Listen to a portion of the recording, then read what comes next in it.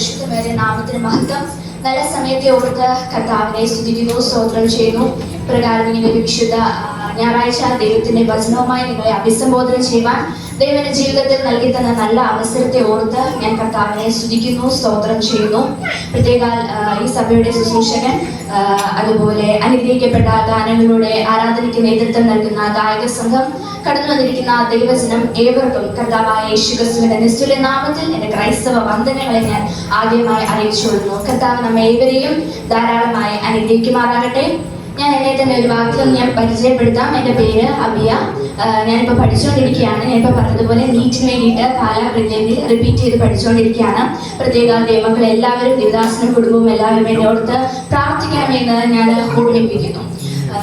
അപ്പം 2025 വർഷത്തിന്റെ അവസാന നാളുകളിലേക്ക് നാം എത്തിച്ചേർന്നിരിക്കുകയാണ്. കഴിഞ്ഞ ഒരു വർഷക്കാലം കർത്താവ് നമ്മെ കാത്തുകൊണ്ടുവച്ചു.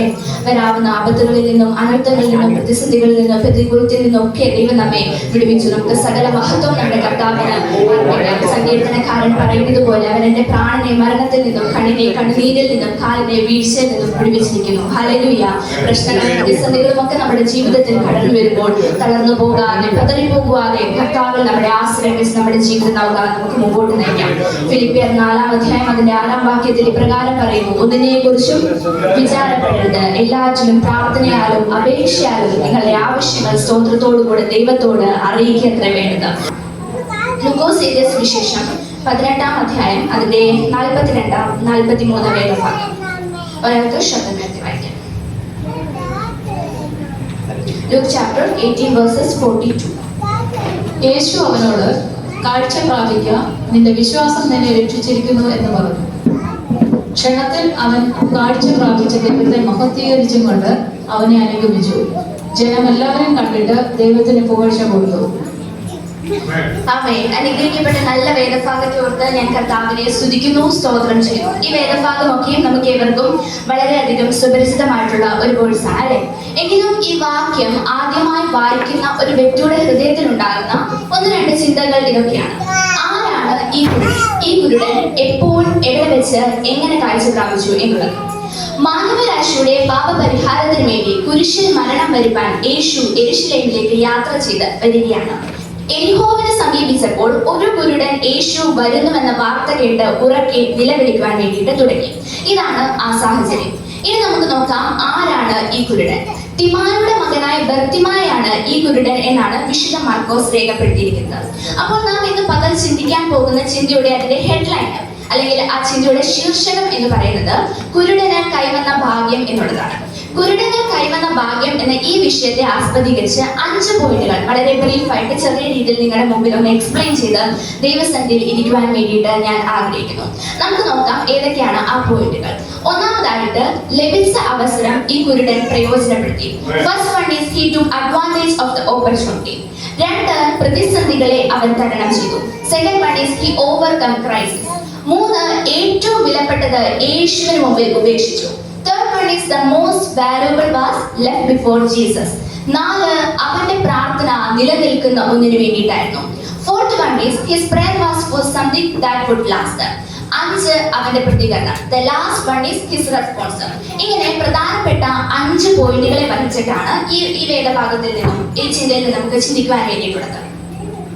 ആദ്യമായി നമുക്ക് ഒന്നാമത്തെ പോയിന്റിലേക്ക് കടന്നു വരാം. അതേ ഒന്നാമതായിട്ട്, ലഭിച്ച അവസരം ഈ കുരുടൻ പ്രയോജനപ്പെടുത്തി. First one is he took advantage of the opportunity. എന്താണ് പ്രിയമുള്ളവരെ ഈ കുരുടന് ലഭിച്ച അവസരം? എപ്രകാരമാണ് ഈ കുരുടൻ തനിക്ക് ലഭിച്ച അവസരത്തെ പ്രയോജനപ്പെടുത്തിയത് എന്ന് നമുക്ക് നോക്കാം. യേശുവിന്റെ സാന്നിധ്യം അനുഭവിക്കുവാൻ ലഭിച്ച ഏക അവസരം പ്രയോജനപ്പെടുത്തിയ ചിലരെ നമുക്ക് സുവിശേഷങ്ങളിൽ കാണാം. അവരിൽ ഒരുവനാണ് തിമായുടെ മകനായ ബർത്തിമായി എന്ന ഈ കുരുടൻ. അവൻ വഴിയരികെ ഭിക്ഷ യാചിച്ചുകൊണ്ടിരിക്കുമ്പോഴാണ് യേശു ആ വഴി വന്നത്. അന്ധന് കാഴ്ചയും രോഗിക്ക് സൗഖ്യവും ചെകിടന് കേൾവിയും നൽകുന്ന യേശുവിനെ പറ്റി അവൻ ഇതിനകം പല വട്ടം കേട്ട് കാണും. ആ കരുണാമയൻ താൻ ഭിക്ഷ യാചിച്ചുകൊണ്ടിരിക്കുന്ന വഴിയിലൂടെ വരുന്നു എന്ന വാർത്ത അവൻ അറിഞ്ഞു. അരികിലെത്തുന്നതിന് മുമ്പ് തന്നെ യേശുവേ, ദാവീദ് പുത്ര, എന്നോട് കരുണ തോന്നണമേ എന്ന് ഉറക്കെ നിലവിളിക്കാൻ വേണ്ടിയിട്ട് തുടങ്ങി. മനുഷ്യർ സാധാരണ ചിന്തിക്കുന്നത് പോലെ ഈ അവസരം പോകട്ടെ, പിന്നീട് ഒരിക്കൽ നസ്രായനോട് അപേക്ഷിക്കാം എന്ന് കരുതിയിരുന്നെങ്കിൽ ഈ കുരുടന് കൈവന്ന അസുലഭ സന്ദർഭം അത് എന്നേക്കുമായി നഷ്ടപ്പെടുമായിരുന്നു. നാം ഒക്കെ ഈ സെയിം സിറ്റുവേഷനിൽ കൂടെ പാസ് ചെയ്യുവാണെങ്കിൽ നമ്മുടെയൊക്കെ റെസ്പോൺസ് എങ്ങനെയായിരിക്കും? അയ്യോ, യേശുവിനോടൊപ്പം ആയിരക്കണക്കിന് ആളുകൾ, ഒരു വലിയ ജനക്കൂട്ടമാണല്ലോ യേശുവിനോടൊപ്പം കടന്നു വരുന്നത്. അപ്പം ഞാൻ എങ്ങനെയാണ് എൻ്റെ ആവശ്യം കർത്താവിന് മുമ്പിൽ അവതരിപ്പിക്കുന്നത്? കർത്താവിന്റെ പ്രതികരണം എപ്രകാരമായിരിക്കും? ഇങ്ങനെ പല ഒഴിവുകേടുകൾ പറഞ്ഞ് നാം മുഖ്യം ആ അവസരം നഷ്ടപ്പെടുത്തുകയുമായിരുന്നു. എന്നാൽ ഇവിടെ ഈ കുരുടൻ തനിക്ക് ലഭിച്ച അവസരത്തെ പ്രയോജനപ്പെടുത്തിയെന്ന് നമുക്ക് കാണുവാനായിട്ട് സാധിക്കും. ഹല്ലേലൂയ. അപ്പൊ ഈ ഒന്നാമത്തെ പോയിന്റുമായിട്ട് റിലേറ്റഡ് ആയിട്ട് ഒരു ഉദാഹരണം, ഒരു എക്സാമ്പിൾ ഞാൻ നിങ്ങൾക്ക് മുമ്പിൽ അവതരിപ്പിക്കാം. നമുക്ക് ഏവർക്കും വളരെയധികം പരിചിതമുള്ളതാണ്. നമുക്ക് എല്ലാവർക്കും അറിയാം ടൈറ്റാനിക് ദുരന്തം, അല്ലെ? 1912 ഏപ്രിൽ ലോകത്തെ നടുക്കിയ ടൈറ്റാനിക് ദുരന്തത്തെ കുറിച്ച് അറിയാത്തവർ ചുരുക്കമാണ്. അപകടത്തെ കുറിച്ച് മുന്നറിയിപ്പ് ലഭിച്ചിട്ടും കപ്പലിന്റെ നിർമ്മാണ പാടവത്തിൽ അഹങ്കരിച്ചിരുന്ന കപ്പിത്താന്റെ സമീപനമാണ് ആയിരക്കണക്കിന് യാത്രക്കാരെ ദുരന്തത്തിലേക്ക് നയിച്ചത്. അഹങ്കാര ചിന്തയിൽ രക്ഷപ്പെടാനുള്ള ആഹ്വാനവും അതിനുള്ള അവസരവും നഷ്ടമാക്കി. തൽഫലമായി 1600-ലധികം യാത്രക്കാരുടെ മരണം അവിടെ സംഭവിച്ചു എന്ന് നമുക്ക് കാണുവാനായിട്ട് സാധിക്കുന്നു. അപ്പം ഒരിക്കൽ ഒരു അവസരം നഷ്ടപ്പെടുത്തിയത് മൂലം ഒരു വൻ ദുരന്തം, ഒരു വലിയ അപകടം അവിടെ ഉണ്ടായെന്ന് നമുക്ക് കാണുവാനായിട്ട് സാധിക്കുന്നു. ഹല്ലേലൂയ. അപ്പം ഒരിക്കൽ ഒരു അവസരം നമ്മിൽ നിന്ന് കൈവിട്ടു പോയാൽ അത് എന്നേക്കും നമ്മിൽ നിന്ന് നഷ്ടപ്പെടുകയാണ്. അതിനാൽ ലഭിക്കുന്ന ഓരോ അവസരം വളരെ ഫലപ്രദമായി ഉപയോഗിക്കുവാൻ നമുക്ക് സാധിക്കണം. ഭാവിയിൽ അവസരം ലഭിക്കുമോ, അഥവാ ലഭിച്ചാൽ തന്നെ അത് എത്രമാത്രം പ്രയോജനകരമായി തീരും എന്ന് നിശ്ചയമില്ലാത്തതിനാൽ ഇന്നത്തെ അവസരങ്ങൾ നാം ഒരിക്കലും പാഴാക്കരുത്. പ്രിയപ്പെട്ട ദൈവമക്കളെ, ദൈവനാമ മഹത്വത്തിനു വേണ്ടി ജീവിക്കുന്നതിനും പ്രവർത്തിക്കുന്നതിനുമുള്ള അവസരങ്ങൾ ഇന്നാണ്. ഇന്നലെ കഴിഞ്ഞുപോയി, അതിന് നമുക്ക് ലഭിക്കില്ല. നാളുകൾ വരാനിരിക്കുന്നതേ ഉള്ളൂ, അത് ലഭിക്കുമോ എന്ന് നിശ്ചയമില്ല. അതിനാൽ ലഭിക്കുന്ന ഓരോ അവസരവും വളരെ ഫലപ്രദമായി വിനിയോഗിക്കുവാൻ, പ്രയോജനപ്പെടുത്തുവാൻ സാധിക്കുന്നില്ല എങ്കിൽ നാം പരാജയപ്പെട്ടു പോകും. നമുക്ക് എത്ര സമയം ലഭിച്ചു എന്നതിനല്ല പ്രാധാന്യം, ലഭിച്ച സമയം നാം എത്രമാത്രം പ്രയോജനപ്പെടുത്തി എന്നതിനാണ് പ്രാധാന്യം. കാലം അതിന്റെ അന്ത്യത്തിൽ ദൈവത്തിന്റെ രാജ്യത്തിന്റെ മഹത്വത്തിന് വേണ്ടി പ്രയോജനപ്പെടുവാൻ ലഭിക്കുന്ന ഒരു നിമിഷം പോലും പാഴാക്കാതെ അതൊക്കെ മാക്സിമം പ്രയോജനപ്പെടുത്തുവാൻ, പരമാവധി ഉപയോഗിക്കുവാൻ സർവശക്തൻ നമുക്ക് കൃപയേകുമാറാകട്ടെ. ഹല്ലേലൂയ. അപ്പൊ ഒന്നാമതായിട്ട് ഈ കുരുടൻ തനിക്ക് ലഭിച്ച അവസരത്തെ പ്രയോജനപ്പെടുത്തി. പ്രിയപ്പെട്ട ദൈവത്തിലെ നമ്മുടെ ജീവിതത്തിൽ ദൈവനാമ മഹത്വത്തിന് വേണ്ടി ലഭിക്കുന്ന ഒരു നിമിഷം പോലും പാഴാക്കാതെ അതൊക്കെ വേണ്ടവണ്ണം തക്കത്തിൽ ഉപയോഗിക്കുവാൻ സർവശക്തൻ നമുക്ക് കൃപ ചെയ്യുമാറാകട്ടെ. വളരെ വേഗം തന്നെ നമുക്ക് രണ്ടാമത്തെ പോയിന്റിലേക്ക് കടന്നു വരാം. രണ്ടാമതായിട്ട് പ്രതിസന്ധികളെ അവൻ തരണം ചെയ്തു. He overcome crisis. എന്താണ് പ്രിയമുള്ളവരെ ഈ കുരുടന്റെ മുമ്പിലുള്ള പ്രതിസന്ധികൾ, ഒരു ഭിക്ഷക്കാരന്റെ മുമ്പിലുള്ള പ്രതിസന്ധികൾ എപ്രകാരമാണ്? എങ്ങനെയാണ് ഈ പ്രതിസന്ധികളെ ഈ കുരുടൻ തരണം ചെയ്തത് എന്ന് നമുക്ക് നോക്കാം. ഭൃത്യമായി യേശുവിനോട് നിലവിളിക്കുമ്പോൾ പ്രധാനമായും 2 പ്രതിസന്ധികളാണ് അവന്റെ മുമ്പിലുള്ളത്. 2 പ്രതിസന്ധികൾ. ഒന്നാമതായിട്ട് ശബ്ദമുഖരിതമായ അന്തരീക്ഷം. യേശുവിനോടൊപ്പം ആയിരക്കണക്കിന് ആളുകൾ, ഒരു വലിയ ജനക്കൂട്ടമാണ് യേശുവിനോടൊപ്പം കടന്നു വരുന്നത്. അവർ ഒരിക്കലും നിശബ്ദമായിട്ടല്ല കടന്നു വരുന്നത്, മറിച്ച് വലിയ ആരവത്തോടെ, വലിയ ആഘോഷത്തോടെയാണ് അവർ ഓരോ നിമിഷവും നടന്നു നീങ്ങുന്നത്. ഈ കുരുടനിരിക്കുന്ന ഈ സ്ഥലം കവർ ചെയ്യാൻ വേണ്ടി തന്നെ ഈ ജനക്കൂട്ടം മണിക്കൂറുകൾ എടുത്തു നിൽക്കും. ജനത്തിരക്കിൽ യേശു എപ്പോഴാണ് തന്റെ സമീപേ കൂടി കടന്നു പോകുന്നത് എന്ന് അറിയുവാൻ ഈ കുരുടന് കാഴ്ചശക്തിയുമില്ല. എങ്കിലും തന്റെ ശബ്ദം യേശു കേൾക്കുമെന്ന വിശ്വാസത്തോടെ അവൻ ഏറ്റവും അപ്പോൾ ഒന്നാമത്തെ പ്രതിസന്ധി ഈ കുരുടൻ എപ്രകാരമാണ് തരണം ചെയ്തത്? അതേ വിശ്വാസത്താൽ തരണം ചെയ്തു. രണ്ടാമതായിട്ട് മുൻനടക്കുന്നവരുടെ ശാസനം. മുൻനടക്കുന്നവർ അവനെ മിണ്ടാതിരിക്കാൻ ശാസിച്ചു എന്നാണ് ഇവിടെ എഴുതിയിരിക്കുന്നത്. യേശുവിന്റെ മുമ്പിൽ നടക്കുന്ന ഒരു കൂട്ടരുണ്ട്. അത്ഭുതങ്ങൾ ചെയ്ത് അവരുടെ പിന്നാലെയാണ് നമ്മുടെ കർത്താവായ യേശു ക്രിസ്തു കടന്നു വരുന്നത്. മുമ്പിൽ നടക്കുന്ന സംഭവങ്ങളുമായി പിമ്പിൽ നടക്കുന്നവർക്ക് വലിയ ബന്ധമൊന്നുമില്ല. അവർ അത് ശ്രദ്ധിക്കുന്നുമില്ലായിരിക്കാം. അഥവാ ശ്രദ്ധിച്ചിരുന്നെങ്കിൽ തന്നെ ഈ കുരുടനെ ശാസിക്കുകയില്ലായിരുന്നു. പ്രസ്തുത സൗഖ്യദായകനായ കർത്താവിന്റെ അരികിലേക്ക് അവനെ എത്തിക്കുവാൻ വേണ്ട ക്രമീകരണങ്ങളൊക്കെ ചെയ്യുമായിരുന്നു. എന്നാൽ വിലക്കുകൾ ഒന്നും ഈ കുരുടനെ തളർത്തിയില്ല. കാരണം അതിനേക്കാൾ വലുതായിരുന്നു അവന്റെ ആവശ്യം. അപ്പൊ ഈ രണ്ടാമത്തെ പോയിന്റുമായിട്ട് ചേർത്ത് നിർത്തി മറ്റൊരു ഉദാഹരണം കൂടി ഞാൻ നിങ്ങൾക്ക് മുമ്പിൽ അവതരിപ്പിക്കാം. അതും നമുക്ക് ഏവർക്കും വളരെയധികം ഫെമിലിയർ ആയിട്ടുള്ള പരിചയമുള്ളതാണ്. നമുക്ക് എല്ലാവർക്കും അറിയാം സെക്കൻഡ് വേൾഡ് വാർ, 2ാം ലോക മഹായുദ്ധം, അല്ലെ? 2ാം ലോക മഹായുദ്ധത്തിൽ ഇംഗ്ലണ്ടിന് നേതൃത്വം നൽകിയത് അന്നത്തെ പ്രധാനമന്ത്രിയായ വിൻസ്റ്റൺ ചർച്ചിലായിരുന്നു. യുദ്ധത്തിൽ അദ്ദേഹം ജനങ്ങൾക്ക് ധൈര്യം പകർന്നുകൊണ്ടേയിരുന്നു. ആത്യന്തിക വിജയം നമുക്ക് എന്നതായിരുന്നു അദ്ദേഹത്തിന്റെ മുദ്രാവാക്യം. ആയിടെ അദ്ദേഹം തന്നെ പൂർവ്വവിദ്യാലയം സന്ദർശിക്കുവാനിടയായി. പ്രധാനമന്ത്രിയായ പൂർവ്വ വിദ്യാർത്ഥിയെ സ്വീകരിക്കാൻ സ്കൂൾ ഒരുക്കങ്ങളൊക്കെ തുടങ്ങി. തനിക്ക് നൽകിയ സ്വീകരണത്തിന് മറുപടി പറയുമ്പോൾ ചർച്ചിൽ ഓർമ്മിപ്പിച്ചത് ഇപ്രകാരമാണ്: യുവ സുഹൃത്തുക്കളെ ഒരിക്കലും പിൻവാങ്ങരുത്, പിൻവാങ്ങരുത്, ഒരിക്കലും ഒരിക്കലും. അപ്പൊ നമ്മുടെ ജീവിതത്തിൽ പ്രശ്നങ്ങളും പ്രതിസന്ധികളും ഒക്കെ കടന്നു വരുമ്പോൾ ഒരിക്കലും നാം പിൻവാങ്ങരുത്. നമ്മുടെ ആശ്രയം നമ്മുടെ കർത്താവിൽ അർപ്പിച്ചുകൊണ്ട് നമ്മുടെ ജീവിതം നാം മുമ്പോട്ട് നയിക്കണം. ഹല്ലേലൂയ. ഈ വേദഭാഗം ഭാഗത്തെ ഏറ്റവും ശ്രദ്ധേയമായ കാര്യം എന്തെന്ന് വെച്ചാൽ ഈ കുരുടന്റെ നിലവിളിക്ക് മുമ്പിൽ യേശു നിന്നു എന്നുള്ളതാണ്. സാധാരണ ജനങ്ങളൊക്കെ ഈ കുരുടന്റെ നിലവിളി ഒരു സാധാരണ ഒരു ഭിക്ഷക്കാരന്റെ നിലവിളിയായിട്ടേ കരുതിയുള്ളൂ. എന്നാൽ ഇവിടെ യേശു ഈ കുരുടന്റെ നിലവിളിയിലെ ആവശ്യബോധം മനസ്സിലാക്കി അവന്റെ നിലവിളിക്ക് മുമ്പിൽ ഒരു നിമിഷം നിൽക്കുന്നു എന്ന യാഥാർത്ഥ്യം നാം മനസ്സിലാക്കണം. ഭൂമിയെയും പ്രപഞ്ചത്തെയും നിയന്ത്രിക്കുന്ന ഭൂതവർത്തമാന ഭാവി കാലങ്ങളെ തന്റെ പദ്ധതിക്ക് വേണ്ടി രൂപാന്തരപ്പെടുത്തുന്ന സർവശക്തനായ ദൈവം ഭൂമിയുടെ ഏതറ്റത്തിരുന്ന് തന്റെ ഭക്തന്മാർ നിലവിളിക്കുമ്പോഴും ആ പ്രാർത്ഥനയിലെ ഗൗരവം മനസ്സിലാക്കി ആ പ്രാർത്ഥനയിലെ ഗൗരവം കണക്കിലെടുത്ത് ആ പ്രാർത്ഥനയ്ക്ക് മുമ്പിൽ ഒരു നിമിഷം നിൽക്കുന്നു എന്ന യാഥാർത്ഥ്യം നാം മനസ്സിലാക്കണം. ഹല്ലേലൂയ. നമ്മുടെ വിശ്വാസത്തിന്റെ ആധാരമായ സത്യവേദ പുസ്തകത്തിൽ അപ്പോസ്തലനായ പൗലോസ് നമ്മുടെ പ്രത്യാശയെ പറ്റി പ്രതിപാദിക്കുന്നത് ഇപ്രകാരമാണ്: ഈ ലോകത്തിൽ നിങ്ങൾക്ക് കഷ്ടമുണ്ട് എങ്കിലും ധൈര്യപ്പെടുവിൻ, പ്രതിസന്ധികൾ മാറിയാലും വീണ്ടും വരാം. ലാസർ മരിച്ചു, വീണ്ടും ജീവിച്ചു, വീണ്ടും മരിച്ചു. ഇതാണ് ഈ ലോകത്തിൽ ദൈവം മനുഷ്യന് വെച്ചിരിക്കുന്ന വ്യവസ്ഥ. ഇസ്രായേൽ ജനത്തിന് നേരെ കിഴക്കൻ കാറ്റടിപ്പിച്ചത് ചെങ്കടലിൽ കൂടി ചെങ്കൽ പാത ഒരുക്കി അക്കരെ എത്തിക്കുവാനായിരുന്നു. നോഹയുടെ പെട്ടകത്തിന് നേരെ കാറ്റടിപ്പിച്ചത് അരാരാത്ത് പർവ്വതത്തിൽ അതിനെ ഉറപ്പിക്കുവാനായിരുന്നു. അങ്ങനെയെങ്കിൽ പ്രിയപ്പെട്ട ദൈവപൈതലെ, നമ്മുടെ ജീവിതത്തിൽ ഇന്ന് അടിക്കുന്ന കഷ്ടതയുടെ പ്രതിസന്ധിയുടെ കാറ്റുകൾ അത് നിശ്ചയമായും അനുഗ്രഹത്തിലേക്കുള്ള വാതായിരുന്നു. ഹല്ലേലൂയ. അപ്പൊ രണ്ടാമതായിട്ട് പ്രതിസന്ധികളെ അവൻ തരണം ചെയ്തു. നമ്മുടെ ജീവിതത്തിൽ പ്രശ്നങ്ങളും പ്രതിസന്ധികളും ഒക്കെ കടന്നു വരുമ്പോൾ തളർന്നു പോകാതെ പതറി പോകുവാതെ കർത്താവിൽ നമ്മുടെ ആശ്രയം വെച്ച് നമ്മുടെ ജീവിത നൗക മുന്നോട്ട് നയിക്കുവാൻ സർവശക്തൻ നമുക്ക് കൃപ ചെയ്യുമാറാകട്ടെ. മൂന്നാമത്തെ പോയിന്റിലേക്ക് വളരെ വേഗം തന്നെ നമുക്ക് കടന്നു വരാം. മൂന്നാമതായിട്ട് ഏറ്റവും വിലപ്പെട്ടത് അവൻ യേശുവിന് മുമ്പിൽ ഉപേക്ഷിച്ചു. Third one is the most valuable was left before Jesus.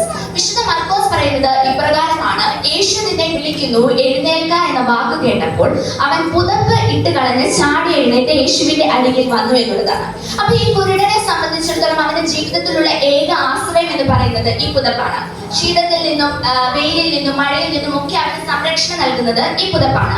ഈ കാരണം കൊണ്ട് തന്നെ ഈ കുരുടനെ സംബന്ധിച്ചിടത്തോളം ഈ പുതപ്പ് വിലമതിക്കാനാവാത്തതാണ്. താൻ ഏറ്റവും വിലപ്പെട്ടതെന്ന് കരുതിയതും തന്റെ ജീവിതത്തിൽ ഏക ആശ്രയം എന്ന് കരുതിയതുമായ ഈ പുതപ്പ് ഈ കുരുടൻ യേശുവിന്റെ സാന്നിധ്യത്തിന് മുമ്പിൽ നിസ്സാരമെന്ന് എണ്ണുന്നു. എത്ര ഉദാത്തമായ മാതൃക! പ്രിയരെ, പലരും ഇന്ന് ദൈവിക സത്യങ്ങൾക്ക് വേണ്ടി മുമ്പോട്ട് വരാത്തതിന്റെ ഒരു പ്രധാനപ്പെട്ട കാരണവും ഇത് തന്നെയാണ്. വിലപ്പെട്ടതെന്ന് കരുതുന്ന പലതും വേണ്ട എന്ന് വെക്കുവാൻ മനസ്സിലാത്തതാണ്. ദ്രവ്യാഗ്രഹവും സ്ഥാനമാനങ്ങളും ഉയർച്ചകളും പദവികളും സമ്പത്തും രക്തബന്ധങ്ങളുടെ സ്വാധീനവും ഒക്കെ ഇന്ന് പലർക്കും യേശുവിനെ കാണുവാൻ തടസ്സമായ പുതപ്പുകളായി നിൽക്കുമ്പോൾ ഈ കുരുടൻ എത്ര ഉത്കൃഷ്ട മാതൃകയായി നമുക്ക് മുമ്പിൽ. ഹല്ലേലൂയ. അപ്പം പ്രിയമുള്ളവരെ, നമ്മുടെ ജീവിതത്തിൽ യേശുവിനെ കാണുവാൻ തടസ്സമായ പുതപ്പുകളായി ഒരു പക്ഷെ നിൽക്കുന്നത് രക്തബന്ധങ്ങളുടെ സ്വാധീനമോ സ്ഥാനമാനങ്ങളോ ഉയർച്ചകളോ പദവികളോ സമ്പത്തോ ഒക്കെ ആയിരിക്കാം. യേശുവിനെ കാണുവാൻ തടസ്സമായ പുതപ്പുകളെ ഒക്കെ നമുക്ക് നിസ്സാരമെന്നെണ്ണി കർത്താവിന്റെ മാർഗിൽ ആശ്രയിക്കണം. ഹല്ലേലൂയ. നാലാമത്തെ പോയിന്റിലേക്ക് കടന്നു വരാം. നാലാമതായിട്ട് അവന്റെ പ്രാർത്ഥന നിലനിൽക്കുന്ന ഒന്നിനു വേണ്ടിയിട്ടായിരുന്നു. Fourth one is his prayer was for something that would last. എന്തായിരുന്നു പ്രിയപ്പെട്ട കുരുടന്റെ പ്രാർത്ഥന? നിലനിൽക്കുന്ന എന്തിനു വേണ്ടിയിട്ടായിരുന്നു അവൻ പ്രാർത്ഥിച്ചത് എന്ന് നമുക്ക് നോക്കാം. തന്റെ അരികിലെത്തിയ കുരുടനോട്, ഞാൻ നിനക്ക് വേണ്ടി എന്ത് ചെയ്യുന്നു എന്ന് നീ ഇച്ഛിക്കുന്നു എന്ന് കർത്താവ് ചോദിക്കുന്നു. എന്തും ചോദിക്കുവാനുള്ള ഒരു അസുലഭ സന്ദർഭമായിരുന്നു അത്. കാരണം ഭൂമിയെയും പ്രപഞ്ചത്തെയും നിയന്ത്രിക്കുന്ന ഭൂതവർത്തമാന ഭാവി കാലങ്ങളെ തന്റെ പദ്ധതിക്ക് വേണ്ടി രൂപാന്തരപ്പെടുത്തുന്ന സർവശക്തനായ ദൈവമാണ് അവന്റെ സമീപം നിൽക്കുന്നത്.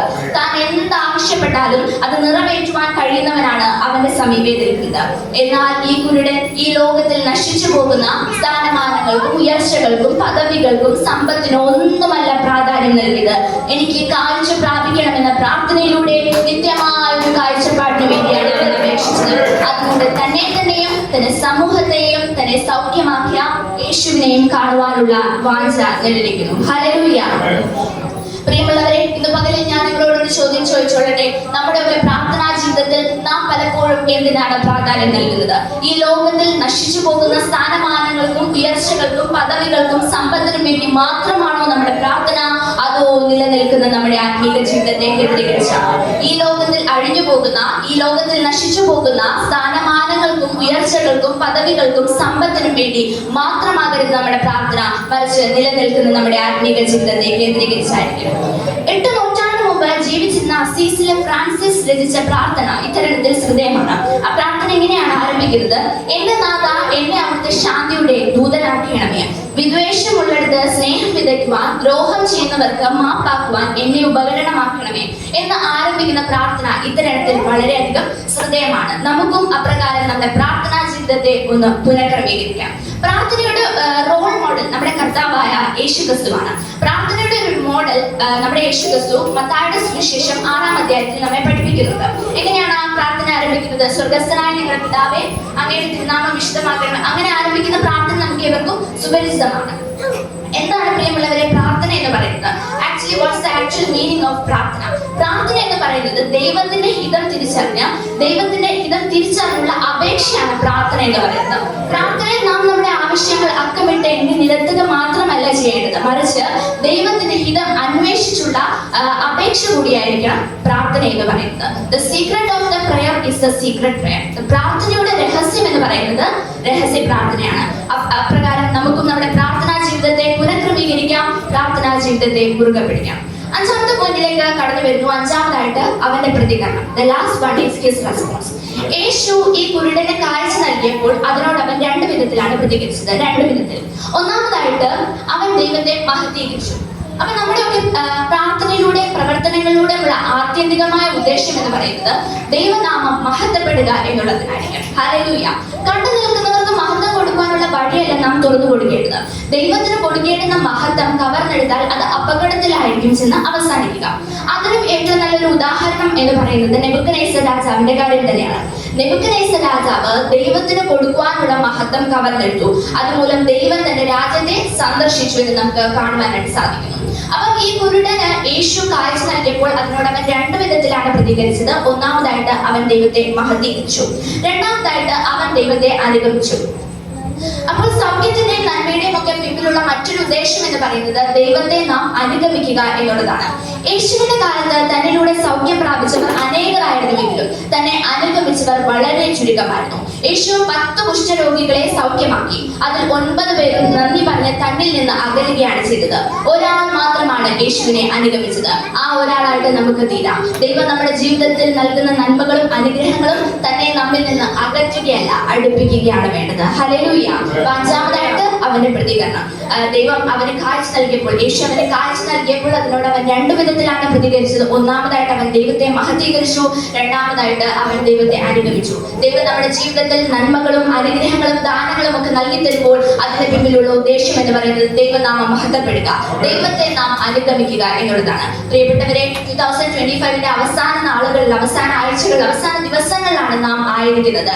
ഈ കുരുടനെ പോലെ നമുക്ക് അവസരങ്ങളെ പാഴാക്കാതിരിക്കാം. ദൈവനാമത്തിന് വേണ്ടി ലഭിക്കുന്ന അവസരങ്ങളെ മാക്സിമം ഉപയോഗപ്പെടുത്താം. പ്രതിസന്ധികളെ നമുക്ക് വിശ്വാസത്താൽ തരണം ചെയ്യാം. ഉപേക്ഷിക്കേണ്ടതിനെ ഉപേക്ഷിക്കാം. നമ്മുടെ പ്രാർത്ഥനാ ജീവിതത്തെ മുറുകെ പിടിക്കാം. അതുപോലെ പ്രാർത്ഥനാ ജീവിതത്തെ പുനഃക്രമീകരിക്കാം. അപ്രകാരമെങ്കിൽ നാം അറിയാത്ത സ്വർഗത്തിലെ നന്മകളാൽ, അനുഗ്രഹങ്ങളാൽ ദൈവം നമ്മെ നിറയ്ക്കുവാൻ, അനുഗ്രഹിക്കുവാൻ ഇടയാകും. ഈ വചനങ്ങളാൽ ദൈവം നമ്മെ ഏവരെയും അനുഗ്രഹിക്കുവാനാകട്ടെ. അവസരങ്ങൾ